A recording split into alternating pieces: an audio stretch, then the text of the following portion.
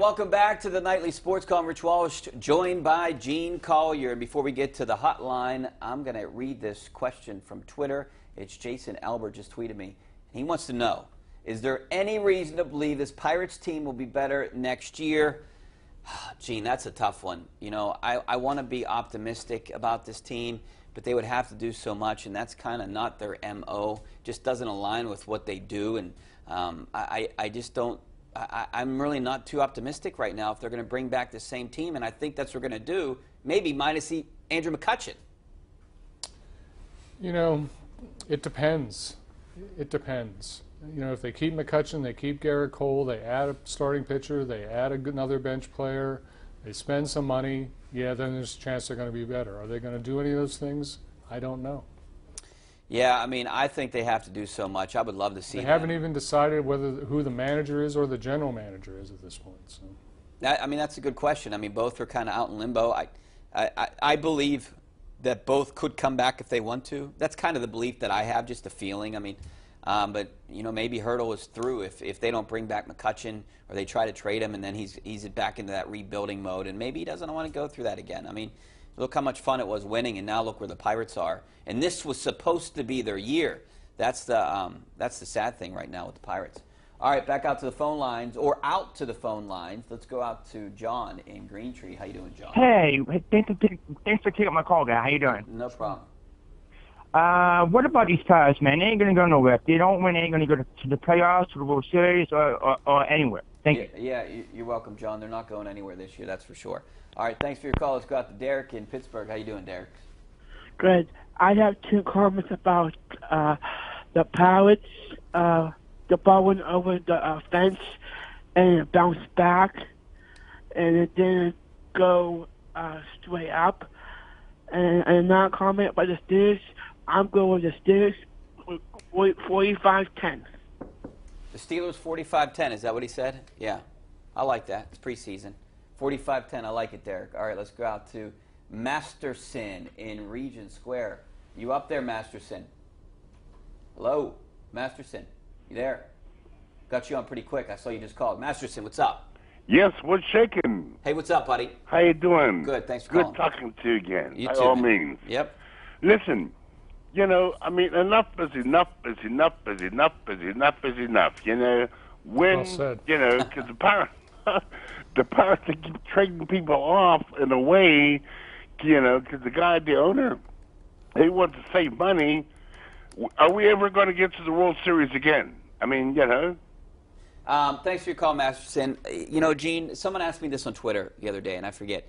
Will I see a Pirates World Series in my lifetime? What do you think? I mean, will we get to cover a World Series? It doesn't look that way. No, it doesn't. You know, I mean, that was a good question. I was trying to wonder that. I mean, hey, hopefully I got a good 50 years left in me. But up until, really, 50. I'm hoping. Good for you. I'm hoping. No, up until 2012, even latter part of 2011, I used to refer to the 1979 World Series winning Pirates team as the last team to do it. And by that I did not mean the most recent. I meant the last. I never thought it would happen again. But after they played so well through the middle of this decade, it shows you that it can happen. Is it probable? No, but it can happen given the right circumstances. This is a team that won 98 games 2 years ago. Let me follow up with this. Will we see in our lifetime maybe a change? Will there be a salary cap? Will there be a salary floor? Do you think, at what point do you think Major League Baseball would make that change? I'm writing about this for Sunday, and thanks for that lead-in, Rich. Yeah, hey, I didn't even know that. But, you know, teams like the Pirates are not even dissatisfied with the salary structure of Major League Baseball. They feel like there's just enough revenue sharing that everybody has a chance. I think they're psychotic in that evaluation, but that's the way they feel. But the revenue sharing is supposed to go back into the club, correct? Back into maybe I mean, they can put it wherever they want, right? They can. So some people use it for their roster, their Major League Baseball roster, and some people don't. Where the Pirates have tried to fool people with putting it into what the Dominican and Pirate City and their minor league facilities. No stipulation on it. So, Yeah, I mean, if revenue sharing worked, or do you think it works? Well, no, not in a word, no, but it's complicated. You know, the revenue sharing for local TV and baseball is supposed to work like this.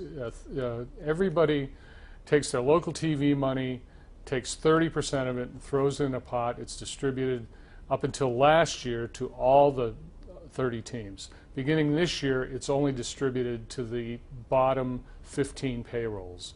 So what it does for the Pirates, and I'm estimating these figures, the Pirates might have gotten $18 million a year out of this arrangement prior to this year. Maybe this year they'll get $36 million. You know, that's good for the Pirates, but is it enough to compete with the Dodgers, who are getting $350 million a year from local TV? No. And you got to hope that they put that back into their lineup, or they put that back in their major league club. That's what I think fans are so upset about, because you know, if you just spend a little bit more, I know they'll always say it's not about the money, it's not about how much they spend, but say you get to $120 million, you know, I mean, that's not too bad. That can at least compete, and you're still behind some other teams. That would add about, what, 30 million to what this team already? Yeah, but the Dodgers are at 259 I know, but, million. You know, 30 million could buy you so much more with this team. It could. Well, this week was a really good illustration, and that's why I wanted to write about this for Sunday. Here are the Dodgers.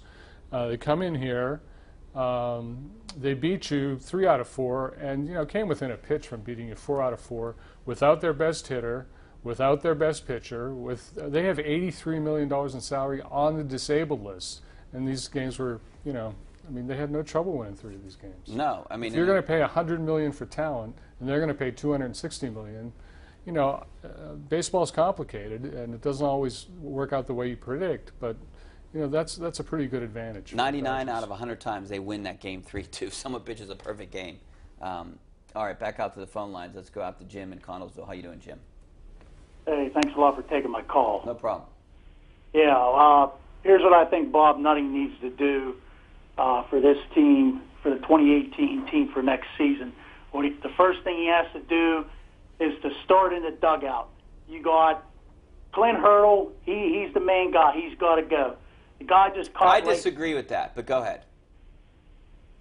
Can you hear me? Yeah, I disagree, but go ahead. Finish. I want to let you finish your statement. Okay, and also the other guys with the pencils and papers, them guys got to go too, just like Sears. He just caught lightning in a bottle as well. So you start there in the dugout. Also, you got to go back to the player development department. Those guys let Josh Bell go all the way up to the major leagues, not being able to throw. He's cost the team games by not able to throw. So right there you have a problem there. And also what else they need to do, they need to trade Andrew McCutchen. They need to get a good catcher for Andrew McCutchen, and also a good third baseman. Why I say a good catcher is because you can't rely on Stewart's at-bats. He's washed up. He's not a good hitter. He's never going to hit a home run. He can't drive in any runs in. He stinks. He's washed up. He's old. He's not going to do anything for you. Diaz, he's okay, but you got to get someone that can actually hit home runs and drive in runs. And also, you need to find another third baseman, because you can't rely on Jung Ho Gung coming back. So that's what I think they got to do. Thanks. All right, thanks a lot, Jim. Yeah, I mean, you had a lot to say there, and I disagree with most of it, but that's a major overhaul. yeah. I mean, a catcher. They have so much invested in Cervelli. First of all, I think they need to sign Andrew McCutchen and keep him around here, and add some pieces where they can actually compete against the Cubs. That's what I would do, but I doubt that'll happen. If they're going to trade McCutchen, they need more than a catcher. That's the last thing they need. And speaking of Jung Ho Gung, I mean, they do have a plan. Did you see that today? You guys reported on it. Yeah, we did. That Stephen Nesbitt. That he's hoping to play Winter League ball in the Dominican. Yep. In the Dominican. So would that give it? How would that help him? You think? If they can get him over to the Dominican, then maybe they can get a U.S. visa at some point. I don't know how it helps him, you know, move about. I don't know how it helps him cross borders, but it helps him, you know, play baseball again, which he has not done in a long time. Yeah. All right. Well, we got to take a break. Back with some of your phone calls and tweets coming up next. Stay right there.